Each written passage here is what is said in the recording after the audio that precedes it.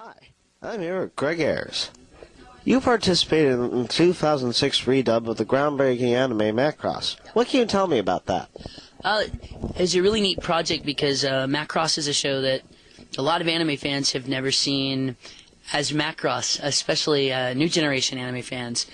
Most of them know it as Robotech, the very edited and very different version. With the re-release of Macross that ADV did, not only did we give it a treatment, with full digital sound and all that, but the neatest thing that we got to do is one of the original Japanese seiyuu, or voice actresses, Mari Iijima, who did the role of Lin Minmay, is, I think, the first or one of the first Japanese voice actresses to do her role in both the Japanese track as well as the English track.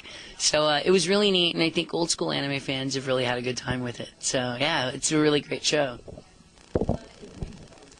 Samurai 7 was a modern retelling of the classic movies Seven Samurai. Was that a daunting task, considering the movie's reputation?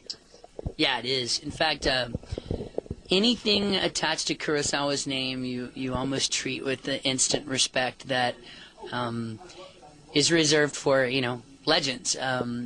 Definitely, this Seventh Samurai story is, probably one of the best black and white films ever made. But because it's a story so many people love, it was a little scary walking into that. The neat thing is, even though it's a modern retelling of that story, it always treats the story with respect, and the people that produced it treated the story with respect. And it was really interesting because when it was released in the States, when it was released in Japan, it was just considered Samurai 7.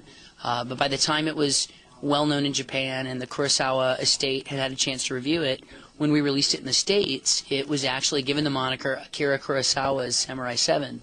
So it's really neat. I think we had the blessing of the Kurosawa estate, so I think we must have done something right, but it was a great honor to work on it because it's not every day you get to be in the retelling of such a great story. So. Currently, you are mixing music and anime in a number of projects. Let's talk about that. It's funny. Excuse me. Music has always been a huge part of my life. I'm also a DJ. I've got my start in musical theater, so I can't ever imagine a time that music didn't have something to do with my performance. But anime, as a rule, has not had a lot of musicality to it.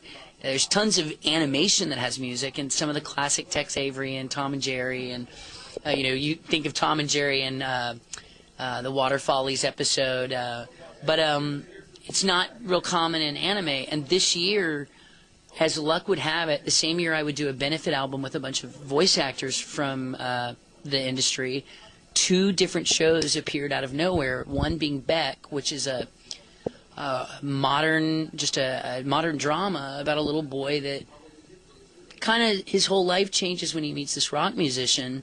And then the other being Nerima Daikon Brothers, which is a kooky, very far out, kind of Excel Saga meets Blues Brothers musical anime. And the neat thing about that show is my brother directed it. And so while my brother's a very established actor, he's been on Broadway twice, it was neat to have him behind the scenes as a director for an anime title. So it's really neat. I enjoy singing and I enjoy anime, so it's just putting the 2 together and having a lot of fun with it. So, for the show Beck, I'm guessing you use a much more like electrical sound, electrical rock. Yes. Now, what about your other project? Daikon Brothers. I guess the difference between Daikon Brothers and Beck focuses around rock and roll music. A bunch of Japanese kids that form a band in Japan, but it's American rock music and inspired by British rock. So that music sounds like just plain old rock and roll music. It sounds like, if you were to pick up a Nirvana album and whatnot. Daikon Brothers is a musical in the traditional sense of the word, like Oklahoma or West Side Story, where there's storyline and then everyone breaks into song. So the music in that's very different. It's very character-driven and it's kind of over the top. It reminds me a lot of the Blues Brothers movie, and that's one of the reasons.